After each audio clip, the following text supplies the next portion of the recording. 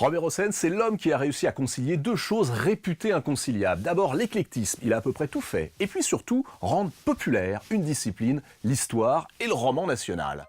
Robert Hossein, c'est avant tout un rôle, celui d'un personnage de roman. Souvenez-vous, Geoffrey de Perrac, le balafré boiteux d'Angélique Marquise des Anges. C'est là qu'il impose son regard de braise dans un film qui va marquer plusieurs générations.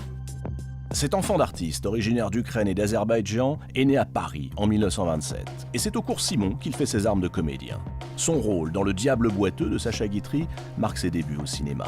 Mais c'est avec son ami Roger Vadim qu'il va tourner les grands films. Le Repos du guerrier avec Brigitte Bardot, Le vice et la vertu avec Catherine Deneuve et Don Juan 73 avec Jane Birkin. Acteur de cinéma, mais aussi comédien de théâtre, Robert Hossein monte Les Salauds vont en enfer au Grand Guignol, avant de prendre la direction du Théâtre populaire de Reims en 1970.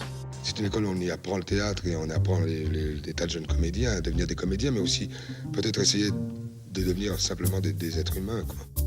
Et c'est sous sa direction qu'Isabelle Adjani, encore inconnue, joue La Maison de Bernarda Alba, qui la révèle au public.